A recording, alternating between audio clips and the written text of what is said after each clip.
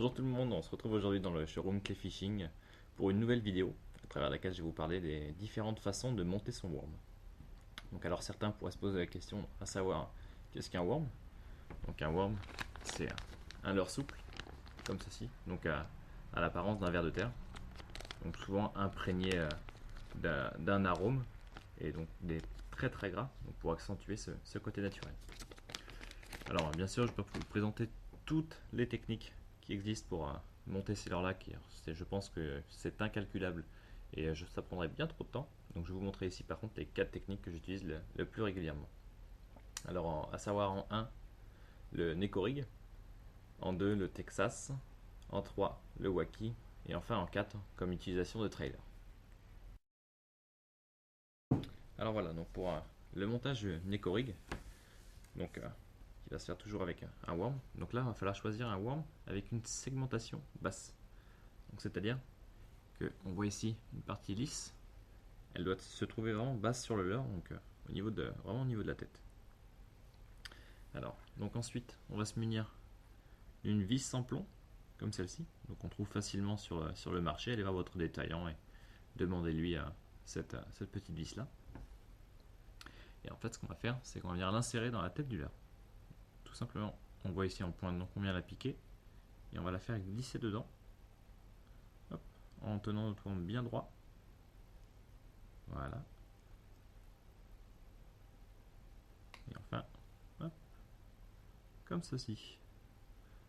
Donc là, le plomb est entièrement dedans. Et donc ça fait que le worm va se tenir à la verticale dans l'eau. Et donc ensuite, ce qu'on va faire, c'est qu'on va venir prendre un hameçon wacky. Donc ici avec une petite tige plastique qui protège l'hameçon. Et on va venir piquer notre leurre. Donc de cette façon là. Alors, pardon. Du bas vers le haut. Donc qui vous permettra en fait que votre hameçon se place de la façon là. Pour que les poissons, quand viennent gober le leurre, se piquent. Parce que du coup, forcément, si vous le mettez dans l'autre sens, ça n'aura aucun intérêt. Donc ici, prenez à peu près 1 cm et demi, 2 cm au-dessus de la segmentation. Donc moi, ça fait que j'arrive près ici.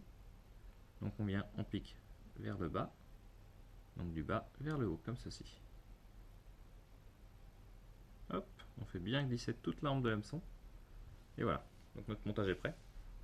Donc ensuite, notre ligne vient se raccorder ici. Hop. Et donc notre leurre va se présenter comme ceci sur le fond. Donc là, après l'animation à faire, c'est du shaking. Donc du shaking, c'est une technique qui consiste simplement à faire trembler notre leurre. Donc il va faire comme si le leurre était en train de creuser dans le sol pour essayer de se cacher à l'arrivée de son prédateur. Donc du coup, ça va déclencher vraiment des attaques réflexes et de prédation de la part des basses et principalement aussi des perches. Donc voilà pour le premier montage. Donc ensuite, le montage Texas. Donc lui, il va se réaliser. Hop, donc ici, voilà. On prend notre fluorocarbone. Alors moi, j'utilise toujours une petite bague en plastique ici, petite perle qui va venir bloquer notre plomb. Donc là, voilà. On voit ici, c'est un petit tige en fer. Donc on vient passer notre fil dans l'œillet qui se trouve juste au bout.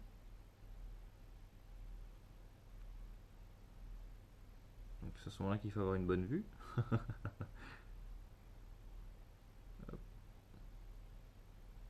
Voilà. Et donc simplement venir faire glisser notre perle. Voilà. Donc ensuite, on va venir prendre une balle. Hop. Donc là ici, moi je prends une balle de 3 grammes. Donc on vient faire glisser également sur notre ligne. Hop. Donc voilà. Et ensuite, comme vous pouvez le voir, moi j'ai un bon panel de coloris pour ce qui est des perles, car j'ai de bien meilleurs résultats en accordant la couleur de la perle à la couleur de mon leurre. Donc ici, je vais rester sur le même worm. Donc je prends du vert. Voilà.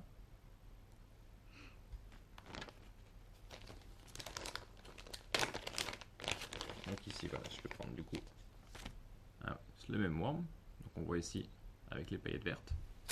Un hameçon texan en 3-0. Donc ici, les Vulcan sont vraiment bien pensés car ils sont très forts de fer. Et donc ce qui va permettre une extraction en force des postes encombrés. Donc voilà, pour le montage, on vient piquer dans la tête de notre worm. On le fait immédiatement ressortir. On coulisse jusqu'à la tête. Hop, voilà. Ensuite, on vient marquer la courbure avec notre pouce. Hop. Et on transperce. Et alors maintenant, pour qu'il passe bien du coup, dans toutes les structures, on va venir tirer sur la matière et la piquer. Et voilà. Donc là, on a un worm qui va particulièrement bien passer dans les arbres émergés, les herbiers, vraiment toutes les structures qu'on va pouvoir rencontrer à la pêche. Et donc tout simplement, ce qu'on va faire, c'est qu'on va venir le raccorder ici.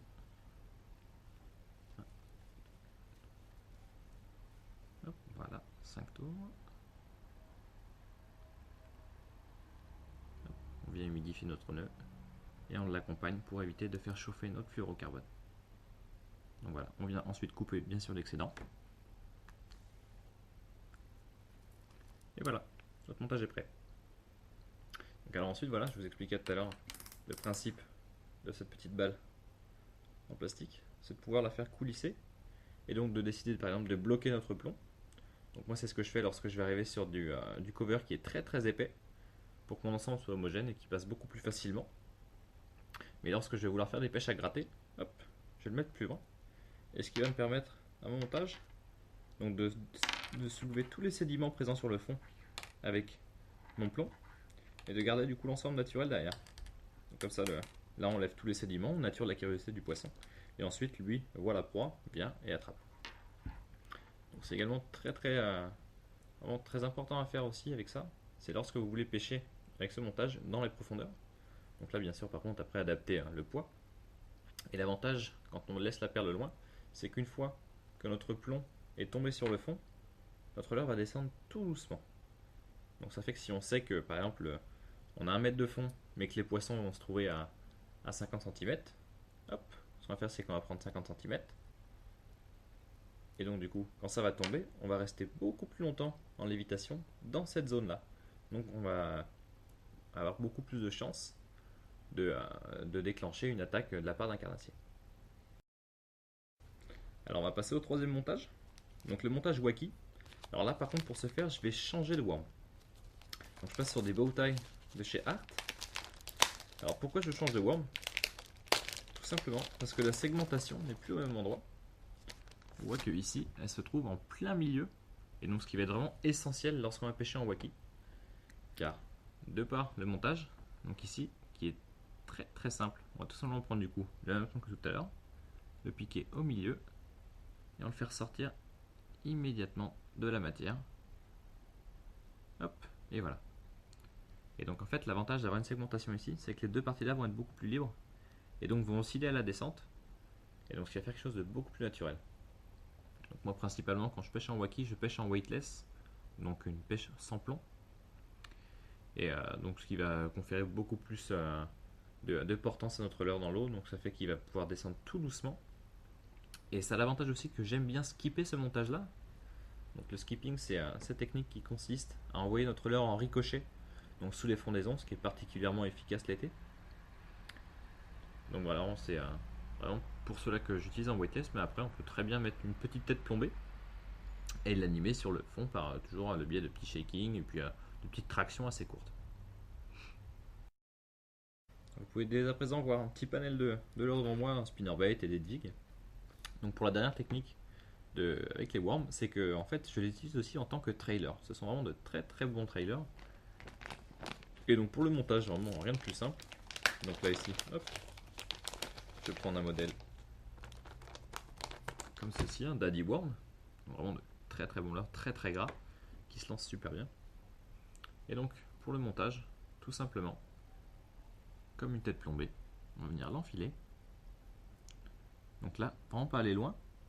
Hop, on va ressortir immédiatement et on va le faire coulisser et pour qu'il monte sur la partie plomb pour qu'il soit vraiment bien calé.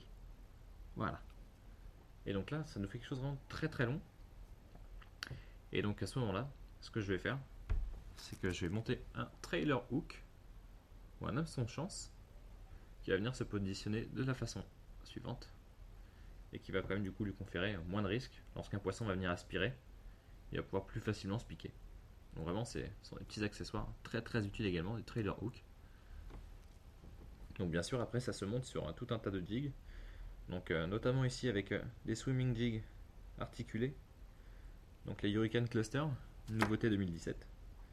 Et qui ont l'avantage ici d'être montés sur des hameçons texans. Donc toujours le même montage que je vous ai montré tout à l'heure. Donc qui fait que notre leurre viendra passer comme ça. Et donc là pour passer dans du heavy cover, donc du cover très épais, c'est vraiment quelque chose de redoutable. Et donc bien sûr, toujours avec nos spinnerbait, vraiment toujours de très très bons trailers lorsqu'on va traquer le bass. Donc là, coordonner nos couleurs par exemple, hop, un coloris comme celui-ci qui ira très très bien dessus. Ou un coloris noir. Alors ici pour le choix de mes cannes, donc je vais avoir en choix en casting et spinning. Donc je vais principalement choisir la spinning lorsque je vais pêcher avec des modèles weightless. Donc, par exemple avec le Wackit tout à l'heure, je préférais pêcher avec une Ghost Bassa en spinning, en 6 pieds 6. Donc voilà, vraiment une bonne petite canne, de puissance 3-12 grammes qui nous permet d'envoyer facilement ces leurres-là. Avec un blanc très très résonnant, donc ce qui est vraiment essentiel lors de ces pêches qui sont assez fines. Et une bonne réactivité en pointe qui permet de détecter aussi les moindres touches et de sanctionner par un ferrage immédiat. Alors également après, donc lorsqu'on va arriver sur des modèles ou des pêches qui vont être plombées, alors là il y a quelque chose que j'aime beaucoup utiliser, ce sont des ensembles bait finesse. Donc par exemple ici avec la Tracker Evo casting en medium light, donc toujours en 6 pieds 6, ici avec une puissance de 5-15 grammes, donc vraiment très très léger, vraiment parfait pour ces pêches là. Alors par contre la chose à laquelle il faut faire attention, c'est d'avoir un très très bon moulinet. Donc là ici le Tracker BC en shallow qui est vraiment fait pour ces pêches là, donc ces pêches en bait finesse, donc avec vraiment une souplesse de rotation et donc une bobine peu profonde, ce qui permet d'envoyer des leurres très facilement. Vraiment très très sympa à pêcher avec cet ensemble là. Ou également toujours avec le Tracker BC, mais ici passer sur un modèle de la gamme Ghost Bassa encore, donc toujours une 6 pieds 6 medium light. Donc ici en 3-12 grammes, si je me c'est ça, 3-12 grammes. Donc vraiment des cannes qui sont très légères, qui sont faites pour envoyer de petits leurres, vraiment faire des posés discrets. Et vraiment très très efficace et très très agréable à pêcher avec ces cannes là. Alors voilà, j'espère que cette petite vidéo vous aura plu. Donc n'hésitez pas à commenter si vous avez la moindre question. Et alors nous retrouver sur le salon à Clermont-Ferrand pour nous poser des questions, parler avec nous un petit peu des différents produits et puis découvrir le reste de toute la gamme. Allez, à une prochaine!